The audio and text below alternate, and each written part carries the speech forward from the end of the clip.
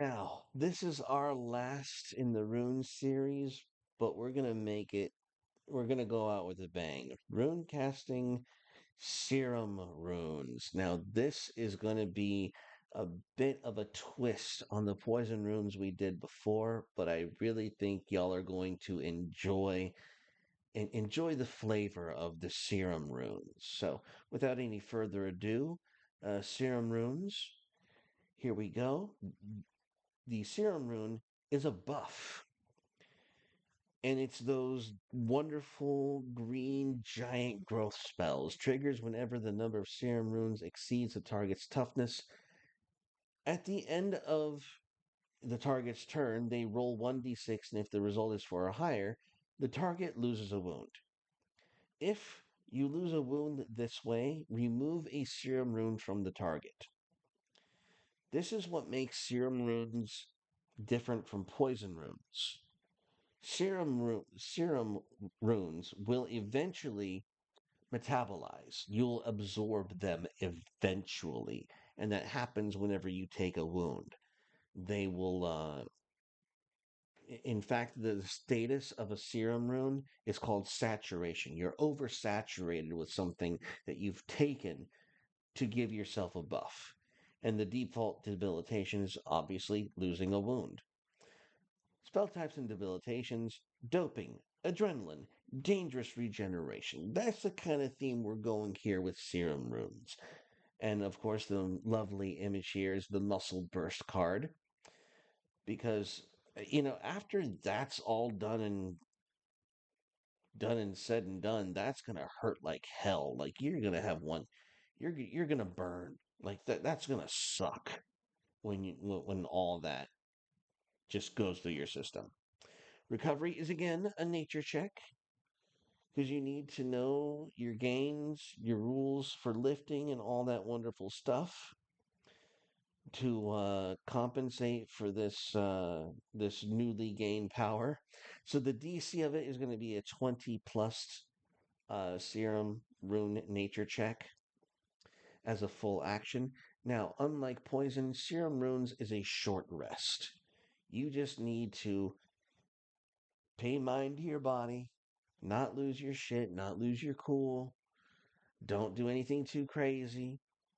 Or alternatively, you can just pay the stained shade, or you can just use that half skill check to delay debilitation if you so choose. I would just take the short rest if it were me. I'm just saying. Sample spells. Now, sample spells, we're just going to go over the bulletins real quick. Power for a price. A really short price. But it's also power in short but debilitating bursts. So, Serum Vitality costs one Vitality Shade.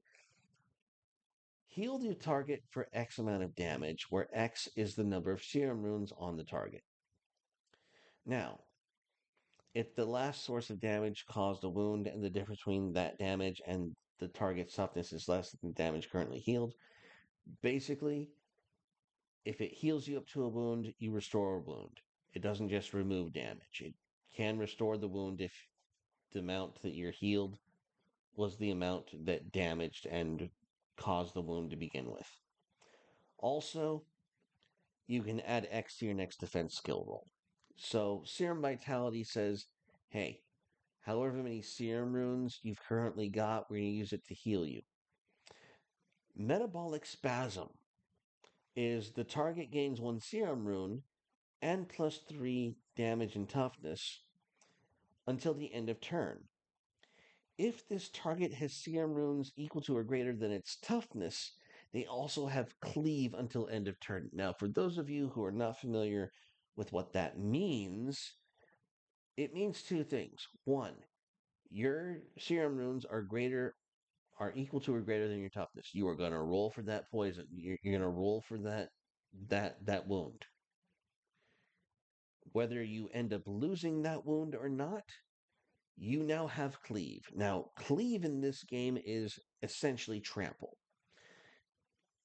If you have extra damage to deal to a target, you're going to deal it to the target regardless of whether or not they're exhausted.